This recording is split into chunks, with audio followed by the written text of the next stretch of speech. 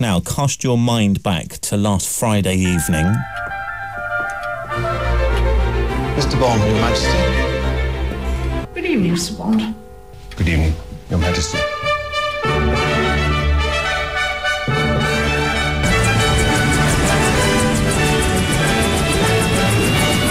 The film, Happy and Glorious, does suggest a royal arrival unlike any we've ever seen.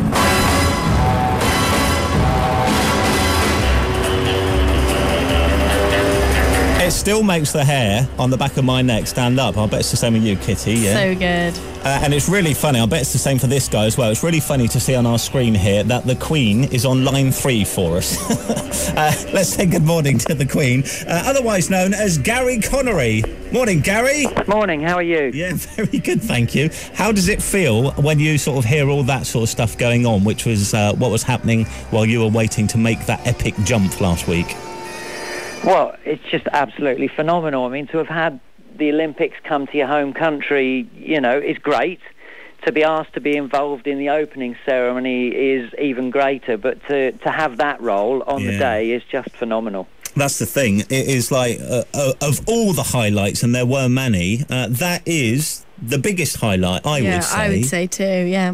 Well, that's very sweet of you. I'm proud to have been, to have been able to give that to people, and for so many people to have said the same as you've just said. So thanks for that. I bet everybody's saying that, aren't they? Really, it was the big talking point, and it has been ever since. How does it feel though? Kitty and I were just saying a little bit earlier on. It must be a little bit frustrating for everybody to say what was the biggest point. It was when the Queen jumps, but you must be thinking, well, it wasn't the Queen. It was me. It was Gary. So is that a little bit frustrating that people didn't kind of recognise it as being Gary Connery? No, not at all. I mean, I'm just, to me, I didn't realise it was going to blow up the way it's blown up. and at the time, I was treating it as a job, and I was very focused on what I needed to achieve to give Danny Boyle and the whole creative team, and of course the viewers, what they needed to see. And so purely focused on the job, treating it as a job, and overwhelmed by the way it's gone. Yeah. How did you get the job? I mean, are you mates with Danny Boyle or something? Have you worked with him before? How did that come about? I did know Danny Boyle. I'd worked with him years ago on the film The Beach. But essentially the way I got offered the job was that the team had asked around 3 independent parties, and my name had come up 3 times. And the fact that I knew Danny Boyle, I mean, Danny didn't know until I went into the stadium for a meeting that it was me, and I didn't actually know that Danny at the time was the creative director. This was a year ago. Okay, wow, so it's been going on that long? Yeah. And if you had to keep it like quiet for a year then? Yes. That is so crazy. How did you find it keeping a secret? Did you just want to tell everyone? No, I found it easy actually, because I wanted it to be something amazing and wonderful for everybody. But of course, if you give the game away, then you're only sort of, pouring water on your own fire, as it were. True. So, I wanted it to be special.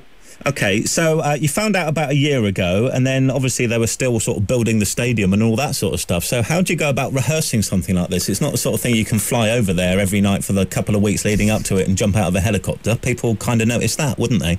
Yes, albeit you've kind of hit the nail on the head, because for the 2 weeks prior to the jump itself, that we did do some rehearsals over the stadium, but it was late at night when most people had gone home, and those people who were left in the stadium didn't know the characters that we were going to be, and also we didn't do it on dress rehearsal night either, so anyone that may have seen it prior and then didn't see it on dress rehearsal night may have thought, oh well, that idea's gone away. Sure, okay. So how was it wearing the dress? Wonderful. Yeah, bet you like it now, aren't you? Stealing all your wives' dresses. Ooh. That was quite nice. That was fantastic. Just the whole sort of tying up, actually what the Queen was wearing on the night. So, I mean, were you involved in the planning for that, or was that just you're wearing this and get on with it sort of thing? No, I was. I mean, certainly the Queen decided what she wanted to wear, and then it was up rather to the than costume the other way round. department. Yeah, I gathered that. Yeah, and then it was up to the costume department to manufacture something for me that would allow me to incorporate the parachute and jump safely. Yeah.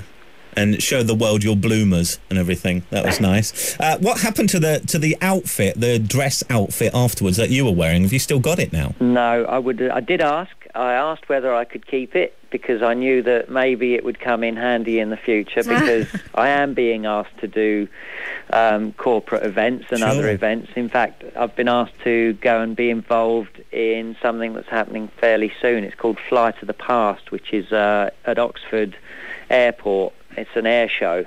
Yeah.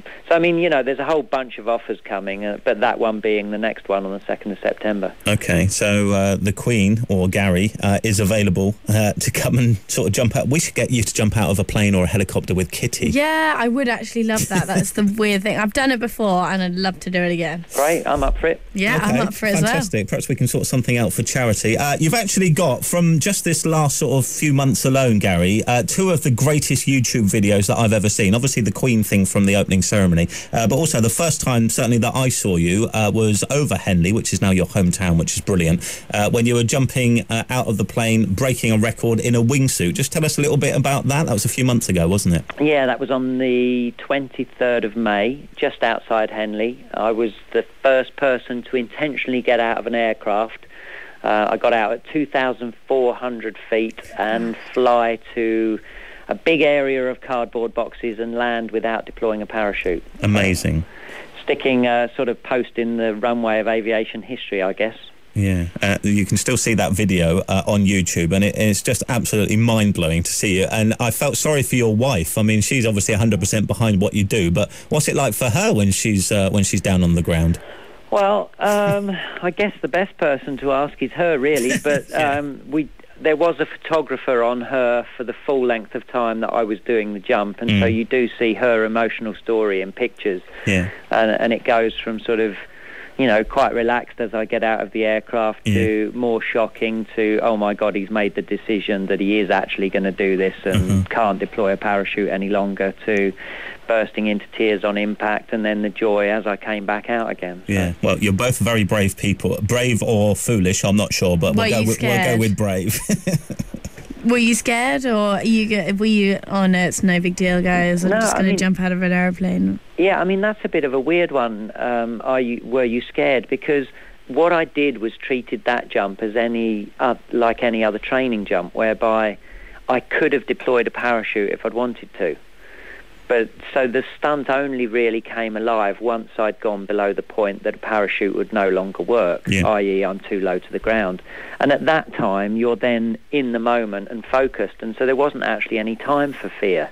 It was just dealing with what was right in front of me at the time. So, no, I actually didn't feel the fear, which was quite strange, really. Yeah, well, it was all fantastic. Where was your wife? It's Vivian, isn't it? Where was she watching when you jumped out as the Queen the other night? Was she at the opening ceremony? Yes, she was. She had a great seat, not far from the little Glastonbury tour tree type setup that they had, so she was close to that. So that's fair enough, isn't it? Your family is making quite a big contribution to the whole thing, so I think her getting a ticket to be there, that's more than fair enough. Yeah. Did you meet anyone famous? Daniel Craig, the Queen? No, not yet.